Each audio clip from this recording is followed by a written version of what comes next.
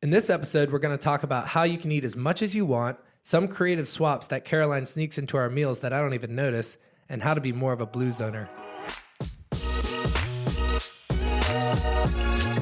Welcome to the Chain Effect Podcast, where a physical therapist and a dietitian married with 2 kids juggle the struggle of running a business, raising a family, and prioritizing our own health, all while trying to have as much fun as possible. We're your hosts, Taylor Pope, Doctor of Physical Therapy, and Caroline Pope, Registered Dietitian. Together we own and operate a health facility bringing together physical therapists, dietitians, personal trainers, and active recovery services to create what we call the Chain Effect.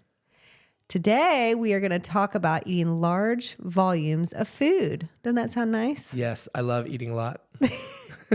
More specifically, volumetric eating. But before we get into that, there is a sad statistic that a lot of people know about. You might have heard about it, but we really need to think about this a little bit more. Only 1 in 10 Americans get enough vegetables and fruits. More specifically, in this 2015 study by the CDC, 9% of adults ate the recommended amount of vegetables, 12% of adults ate the recommended amount of fruit. So a little bit more fruit than vegetables, but that's really sad. Yeah, that's really low. I'm guilty of it a lot too. I mean, even as a dietitian, I probably don't every day get enough produce. Yeah, it's hard to have it around, right? Because you buy a ton of it and then it starts going bad. So it's almost like unless you're going to the store or the market on a daily or every other day basis, just to cruise the produce aisle, cruise the produce aisle, get your stuff and then leave. Who does that? Nobody. I know. And it's costly some places and it can go bad. And although you got me this really cool canning system that sucks all the air out and makes fruits and vegetables last longer in a mason jar in the fridge, which Everjar is awesome. Has been awesome so far. Definitely the winning Christmas gift. Yep. Yeah. So that was really cool. But we're mainly going to talk about low energy density foods that are high volume and high water content. Therefore, you can eat basically as much as you want, but you won't be able to because it's going to fill you up. Does that also equal high fiber? Yes. Just like across the board? Yeah, for the most part. I'm going to tell you, when I first heard about this volumetric eating, I was like, yeah, like, of course, like, makes sense. But the more I thought about it, the more it really does kind of feel like the holy grail of weight management. Mm-hmm. Because if I'm spending my time eating produce, it just takes up so much room. And time. Right. Yeah. That's like a gorilla, right? Like a gorilla only eats grass or like vegetables. They just eat it all day long. Well, let's see how long how long does it take if you counted it in seconds? How long you could stuff, a handful of chips, which is probably a serving size, in your mouth compared to eating an apple. And here's the thing. I call it inhaling chips. It's right. Not like, yeah. Get home from work. We're all guilty of it. But think about this. If you bulk up your meals with produce or your snacks, yes, a small to medium apple has sugar and carbs. It has a lot of other great stuff. But it probably fills you up more than 10 scoops tortilla chips at half the calories. Oh, wow. It's half the calories of a serving of 10 little tortilla chips. You mean 10 chips, not 10 scoops of chips. The little scooper chips. Because when my hand goes into the chip bag, it scoops out a ton of chips. Do I count that as one scoop? A scoop. Okay. Tortilla chip. So 10 of those is 110, 120 calories. A small to medium apple could be about 60 calories. You're going to feel a lot fuller. It's going to take you longer to eat, so you're going to recognize your fullness cues. There's a lot of great things on top of fiber, antioxidants, vitamins, minerals, hydration. So there's a lot of different meals and snack options, which we'll go over, that can bulk up your diet with less calories.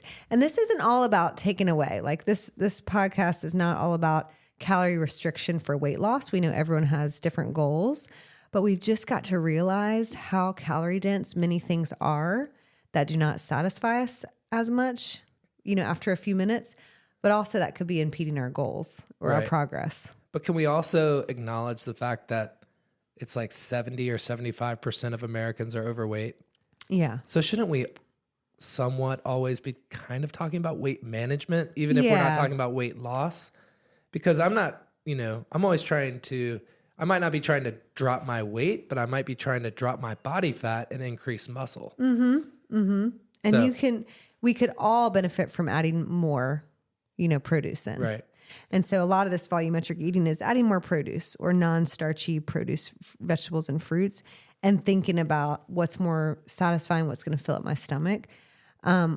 In nutrition counseling, we love talking about the idea of adding instead of taking away. So reframing it. So maybe we are talking about lower calorie intake, but that doesn't necessarily mean we don't want it to be a negative term. So we like thinking about goals with our patients that are, what could we add in? So that could be water, that could be produce, which is a great one.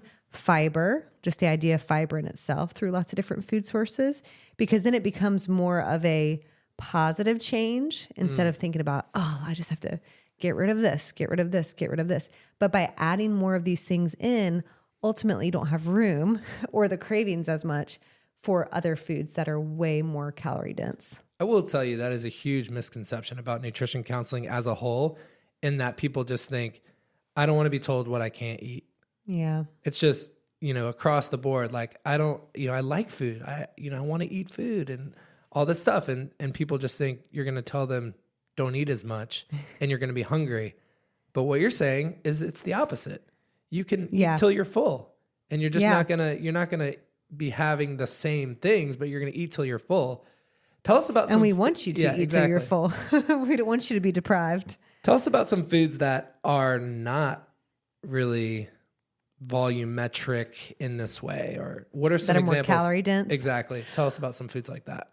Well, if you think about, first off, if you think about eating out or fast food or really bread heavy, high fat things, that's not healthy fats, not like avocado or nuts or something that we might want to enjoy and that are healthy for us in certain amounts.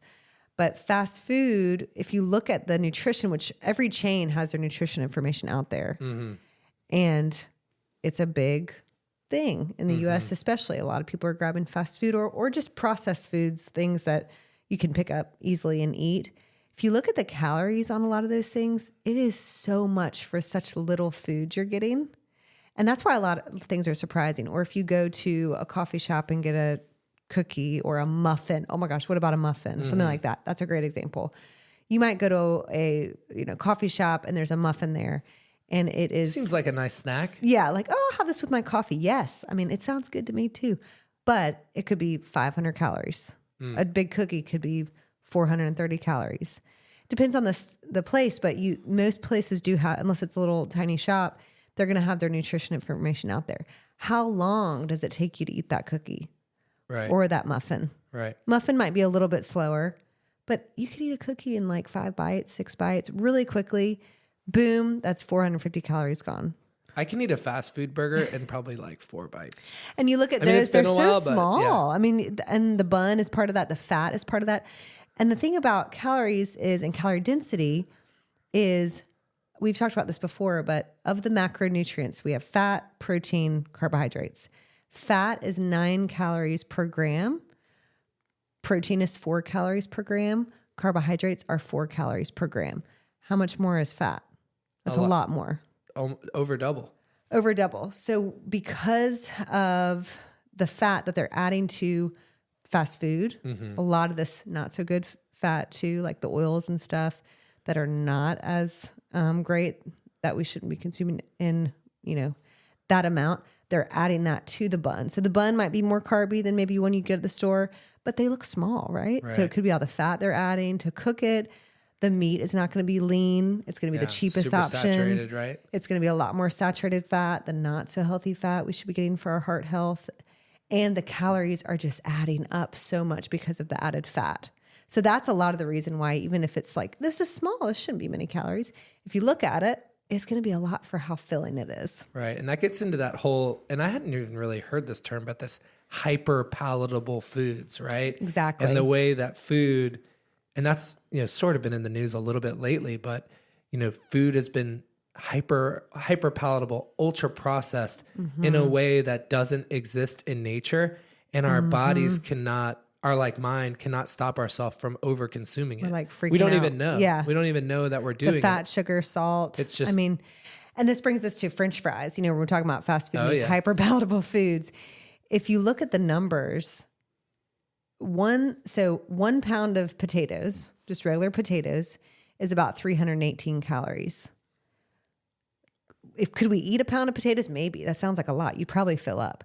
But it's 318 calories. Not crazy. Sounds like a lot, but not crazy. You probably wouldn't be able to eat all that.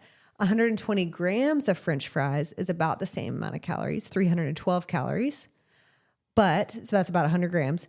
But to get to a pound of that, to compare it to the potatoes, it'd be roughly 4 times the amount. So it would be a lot of calories. It'd be 1,200 calories. Right. 300 times 4.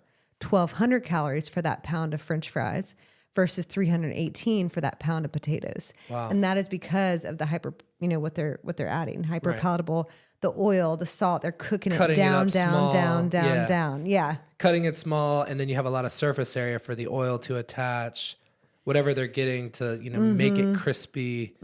Yeah. You can think about a chopped salad in that way. Not that they're always bad. They could be really good. But if you chop it, you're making it more and more dense, which with vegetables, it may not be as high calorie, but depending on what goes on that, how much dressing is in it, a chopped salad, boom, boom, we're cutting it finer. Any foods like that you cook down, it's going to be more dense. So, think about that the next time you're eating French fries. I mean, we want to limit it. We eat fries sometimes, but you do want to think about that comparison. Wow, well, it's vegetables, it's potatoes. But what else are they adding that's making it 4 times the amount of calories? Right. And we're not saying don't eat the muffin. We're just saying know what the muffin is and know how it fits into your overall nutrition plan. You probably shouldn't have the muffin every day, but on the weekend you want to have a muffin, eat the muffin, eat a donut. Right. You just have to be aware. Yeah. And we all deserve to be aware of what we're eating, and we deserve to know what we're eating. And luckily, most of the information is out there these days. So the more you're aware, the more informed you are, and you can make more informed choices. So what are some foods that we can incorporate, or how should we be thinking about this volumetric style eating? Yeah. So the idea is non-starchy or lower starch fruits and vegetables is going to be the biggest bang for your buck. There are some lower carb and lower, calorie alternatives for other types of foods. But when I say low starch, that would mean, the starchy vegetables would be like our potatoes, butternut squash, and then of course like rice and all that, but those aren't vegetables, but our grains, those are pretty starchy. But when we think about non-starchy vegetables, that is basically anything but beans or peas, potatoes, sweet potatoes, and corn. Those are all our starchy vegetables. Basically anything else. And butternut squash wasn't in there because that's kind of an in-between. Yeah. It is lower calorie. I was shocked at the like how much butternut squash I could have in a serving for how little calories it is. And also how much it kind of resembles eating a potato in a way. I mean, it's a little sweeter. Yeah. It's a little different, but compared to a sweet potato, it's very similar to a sweet potato. So I always encourage people to sub in like, okay, you're making a soup. Instead of sweet potato, could you add in, this is one example, add in sweet potato instead. That would cut down your, squash? Sweet potato. Instead of that, add in butternut squash. You're going to cut down on your carbohydrates and your calories because it's kind of a mid-starch vegetable. Those autumnal squash are more like a mid starch. But so basically, if we think about it, for half a cup, let's say we're using half a cup measurement across the board, half a cup of potatoes, sweet potatoes, corn, peas, beans, that's about 80 calories.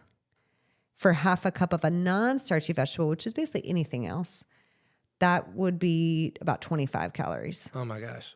So over 3 times the amount. Wow. For our starchy vegetables versus our non-starchy vegetables. And if you look online, look for a list of non-starchy vegetables versus starchy vegetables, that would be a great thing to have, in your kitchen or something, just so you can remember, oh, wow, what a difference.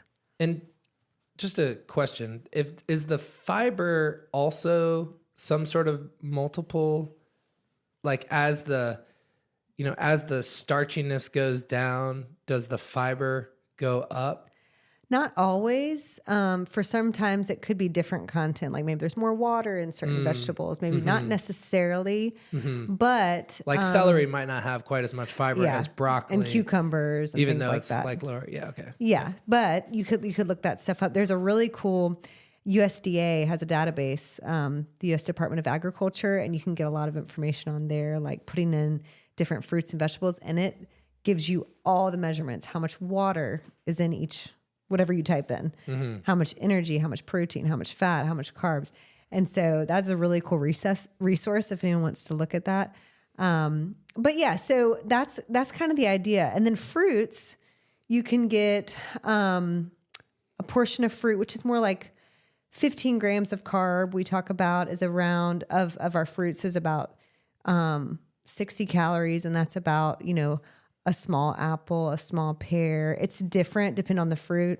A smaller banana, depending on the berry, it could be 3/4 You to a can't get cup small of berries bananas anymore. They are so big at the store. I was know. looking for a small, They're ginormous. who wants these giant bananas unless you're splitting it with someone? But they're all enormous. I know. So that's the trick. I mean, a large banana, like we usually see in the store, is probably double the serving or the, what we go by these exchanges, but about 30 grams of carb versus 15. But fruit, a lot of people are scared of fruit, and it is it's filling because it has so much hydration, fiber, more depending on the fruit. But it satisfies that sweet tooth too. And it can, if you force yourself, if you get in the habit of actually choosing fruit over the dessert you want, that sweetness should satisfy your sweet tooth. Although it's hard to make that decision in the moment sometimes. But some examples are, if you eat a pound of watermelon because it has so much water in it, a little less fiber than some fruits because of that. A pound. But That's a pound. pound in the summer. And some people probably do this, and I don't know, you don't want to have the runs or anything, but it's after eating so much watermelon. But a pound is only 135 calories. Wow. And 6 grams of sugar. So actually it's not that much sugar. And a lot of people are scared of, I don't want too much fruit, but think of all the benefits as well of fruit. Well, one of the things that, I think I was considering when we were talking about this is, volumetric eating is on one level, it's filling yourself up with these low calorie foods. But what you don't always appreciate is just how nutrient dense these foods are at the same time. So not only are you getting, and like we talked about in the other podcast, you're getting, or the fiber gut biome podcast, you're getting the volume of food, so you get full. Then you're getting tons more nutrients, but you're also getting a lot of that fiber, which fuels and feeds your gut biome, your microbiome, and then turns that into other great things, right? Like short chain fatty acids that we need, and and hydration, right? So you're getting a little bit more hydration with your food as well. Yeah, so. and we're in such a state of protein. Everybody's about protein, and we've talked about this as well. We definitely, our needs are higher than we ever thought before, and it's helpful for a lot of people. But if you're an athlete, recreational, or you're a weightlifter, or anyone trying to get more protein or build muscle, you also need the micronutrients to build that muscle, and you need the carbs, and to repair tissue, and the carbs to replenish. And so that's how and to recover, and you need it all. So protein and produce. Again, I've said this before in different episodes. Like I love, talking about with clients, like make sure every meal has protein and produce, or even every snack, protein and produce. And getting your carbs from produce means that you're not going to have that same blood sugar spike, right? Because you do have, how the length of time that it takes to process that food is just going to be longer. So you're not going to have those, not only the blood sugar spikes, but also just how you feel, like that quick hit and then tanking afterwards. Feel so much better overall. Right. And when we're thinking about protein, if you are getting more produce in at larger amounts, it does have a little protein in it. Now it's hard to add that to your meal. Like if you're just having, a few florets of broccoli, let's say, like, that's kind of negligible. Like that's not really going to add up your protein, but throughout the day it does add up. So a pound of broccoli, again, this is pound of broccoli. Well, this is another stat that's really cool. A pound of broccoli is only 154 calories. What? Now, are you going to eat that? You'd probably get you might get kind of gassy. You might get a stomach ache. You might be way too full. But that pound has 13 grams of protein. Yeah. That's like that stat I remember hearing where it's like, a pound of French fries, or no, it's like 1,500 calories of French fries will make you gain just the same amount of weight as 1,500 calories of broccoli. But if you like how much broccoli would that be? But are you gonna it's like eat a it? table full of broccoli. Yeah. A plate of fries versus a table of broccoli. Are you going to be able to eat all that? Yeah. Probably not. So it helps with fullness. Yeah. But that's true. Like you just can't eat as much produce. But I'm saying throughout the day, as you added more fruits and vegetables, it can contribute to your protein a little bit here, but also your fiber for sure, and some good healthy carbs. And, sort of as we're talking about this, it's funny. I was kind of being a jerk to my patient the other day, and they were talking about making a meal and, having a bunch of vegetables, and they were chopping the vegetables and then cooking the vegetables. And I was like, so you're processing them? And they're like, no, just cooking them. And I was like, yeah, you're processing them down. You're like cooking them down, breaking down the cell wall. So, I guess as we're thinking about this too, as the volume is going to be different based on whether it's cooked or raw, right? You can't eat more when it's cooked. Mm-hmm. But for some vegetables, nutrients are released. It's more bioavailable when you cook them. So some raw vegetables, it depends on one. There's a lot of nutrition science behind this, but some nutrients are more bioavailable when you cook them down. So it's good to have a variety. I wouldn't just do raw vegetables, although it's easier for at times, like throw some extra veggies in your lunch, like you've been doing in your lunchbox, like some raw carrots, some raw bell peppers. I'm so proud of myself. I like a whole cucumber. Take pictures of my lunch when I just put like a carrot in there, and then 3 little peppers, and then cucumber. And that's an easy thing for lunch. But then for breakfast and dinner, it might be easier to throw some veggies in your eggs, or saute some spinach on the side, or you make fun of me sometimes adding my cherry tomatoes to my cottage cheese, or having a side gross. If I have extra bag of spinach, or like leftover spinach that's about to go bad, I'll saute some spinach on the side and throw that next to my eggs. And just any way you can get that produce in helps your body get the nutrients it needs, but also it's bulking up your breakfast. And dinner's obviously a little bit easier, but the raw stuff, you want to have a mix of raw, cooked, and really, a fist, an adult fist, they do vary slightly, but we think about that as like a cup.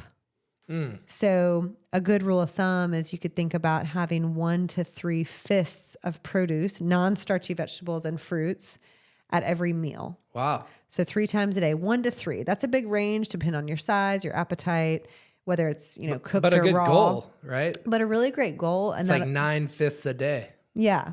Yeah. For you, it might be 3 at every meal, which is kind of a lot. But for someone else, it could be a little less. But that can really help you get up to your actual intake goal of, vegetables and fruits. And make you have awesome poop, right? Yeah, well, it's definitely going to help with that. And that's also why I might not do all raw vegetables, because it does help you process, sometimes when it's cooked down a little bit. But yeah, cooking down stuff like a great stir fry with a bunch of vegetables in it. Soups, that's why I love soups, because you can add a lot of produce in there and it cooks down and it's easier to eat, but you're getting a lot of great stuff in there that's filling you up too.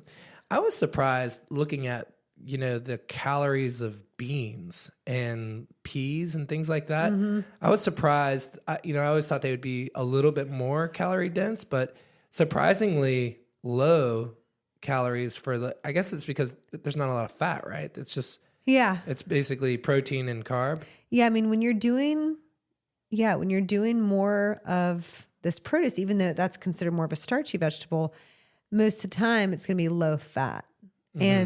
And having a plant-based diet does include, obviously, not that you need to be vegetarian, but having more of a plant-forward diet or a plant-centric diet does have, room for nuts and seeds and avocado, and those have some fats in them. But typically you're not getting as much fat, because produce is so low in fat generally. And so to put kind of some guidelines on there, so we talked about 1 to 3 fists per meal of produce, non-starchy vegetables and fruits at each meal for an adult. Adult women need about, this is a rough estimate, it's different, depending on your goals and your health, history, of course, your size, but adult women need about 1.5 cups of fruit and 2.5 cups of vegetables each day. Men need about 2 cups of fruit and about 3.5 cups of vegetables each day. That's like a general guideline. You could do more though, and it'd be great. Right. Yeah. So, I mean, when you say need, that's like the minimum. Yeah. Like that's what you need. Those are the recommendations. Yeah. Yes. So you should probably get more than that.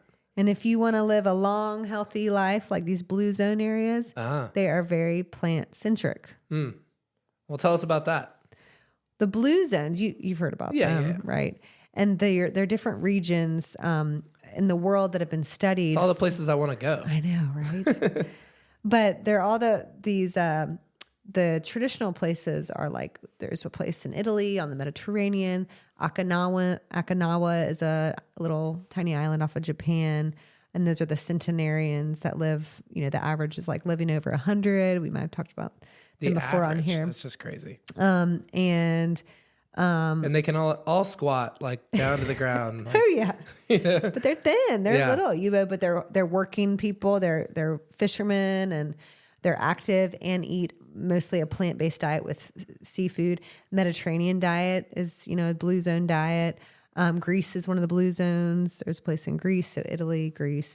And they have been researched because they are some of the world's longest lived and happiest populations. And so they've studied their diets and everything else. But when it comes down to it, their diets are very plant-centric, like mostly plants. And they're probably happy some because, seafood.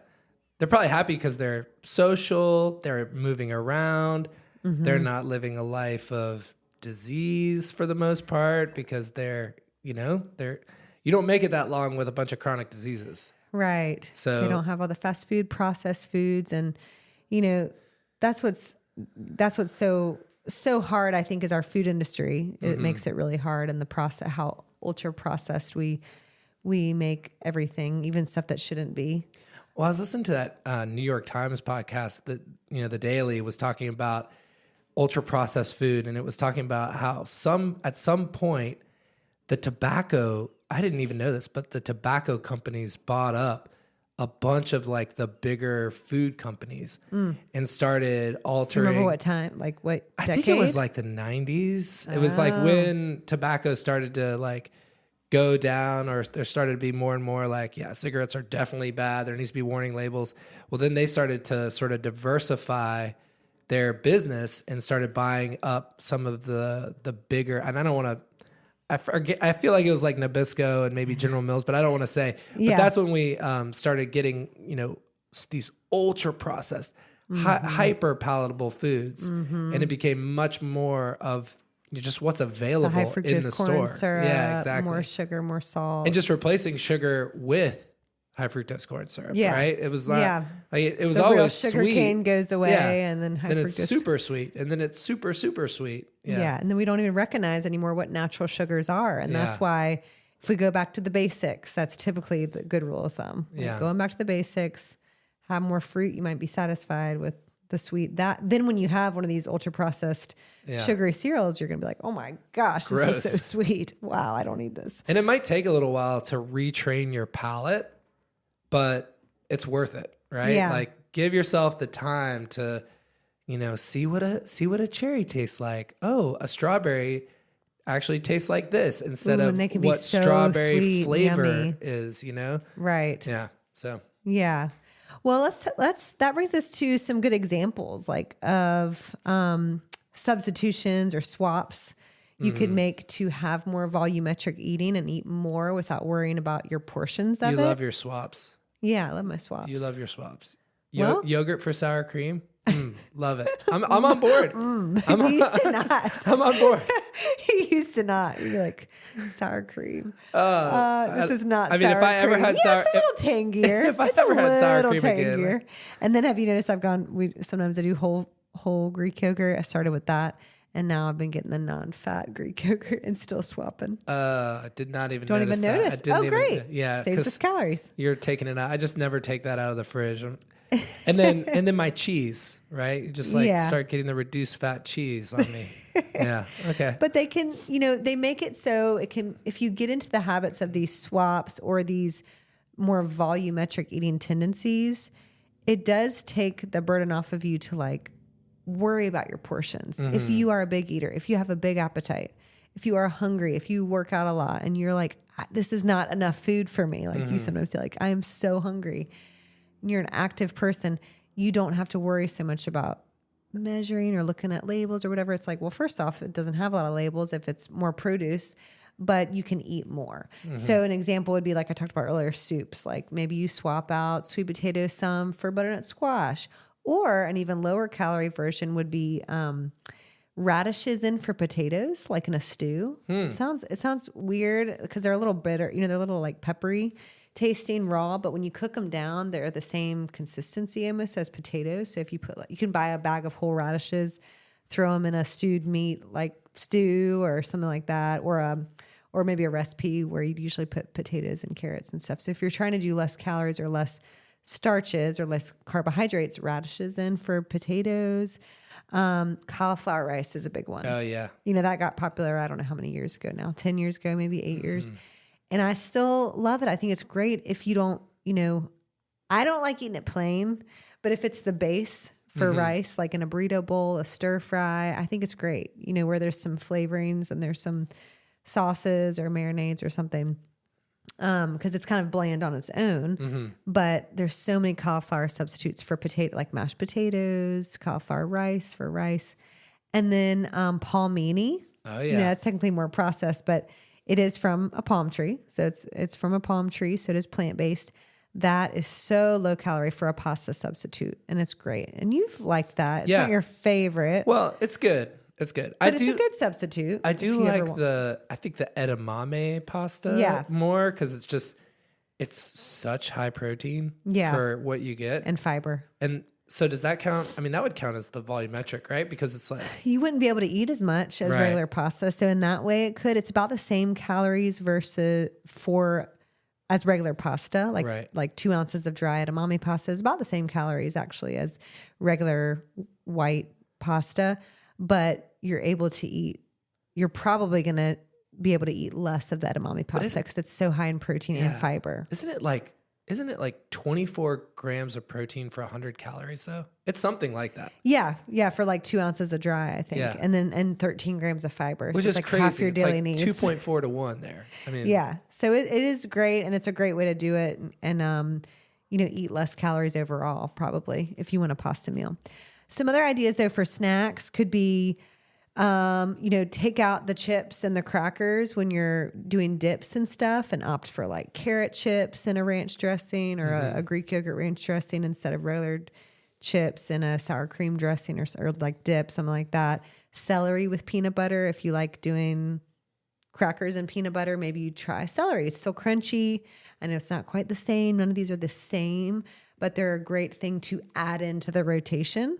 To save calories, and you can eat as much as you want. So if you make like a big veggie platter before dinner, like if the kids are starving, sometimes we'll do this, or if you just find yourself, you're waiting for, when let's say, like, snacks. Give me snacks. I want snacks. Yeah, you're waiting for your spouse to get home from work and you want to eat dinner with them and you're starving. Maybe you just jump on some like non-starchy vegetables.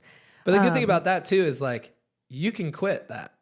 You can just eat some of that and you can walk away from it. Yeah. Like if I have a bag of chips open, I'm not walking away until that bag of chips is, maybe I'll save a little bit in there so I don't hate myself. But like, it's hard to walk away from like the scoops. Exactly. Fritos. It's not as addictive. So those are great and they're not as addictive. And if you already are using those ingredients in your recipe, like while you're cutting those up, just snack on some of those.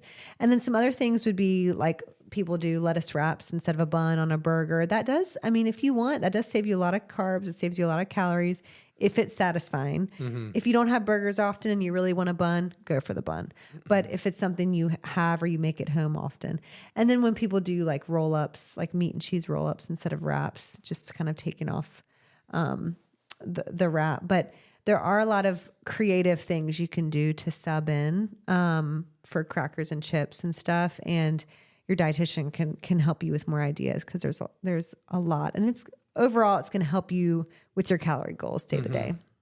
But I think the big take home is you can eat a ton of produce. It's very low calorie and it's very high nutrient. And it's just missing from most of our diets. Yeah. And so when you're planning your lunch, I mean, I'm guilty of this too. Grab the leftover burrito bowl. And I just have this, this little Tupperware, brick of burrito bowl with rice and beans and chicken. Well, put some other veggies in alongside of it. Make it colorful. Yeah, exactly. Like put some other stuff in your lunchbox so that you're not just having, just last night's leftovers. You're having also some veggies. You're having some, carrot. Those things last a long time too in the fridge. Carrots last a long time. Those little bell peppers last a long time. Those cucumbers do not last a long time. Yeah, like I don't know what's up with those. Like they are slimy within like just a few days. But there's a lot, and there's different ways of storing stuff in the fridge to make it last longer too. So removing all the moisture with a paper towel, keeping a paper towel in the bag, that can help. Having a salad before dinner, that kind of classic older way of doing it like that. That is a great way to do volumetric eating, or a salad with your lunch. The old ways. Yeah, kind of bring it back to the basics. But yeah. Well, I hope this was informative and you learned some stuff. You learned about some swaps. If you want any more nutritional guidance or if you have any questions, feel free to email me at caroline@chaineffects.us. And if you found one thing in this that is super helpful, or somebody that could benefit from listening to this podcast who just needs to eat more volume of produce, text it to them. That would really help us out. I guarantee if only 1 in 10 of us are eating enough, then I guarantee most of the people could benefit from a little bit more produce. Thanks for listening. We'll check you on the flip side. Catch you later.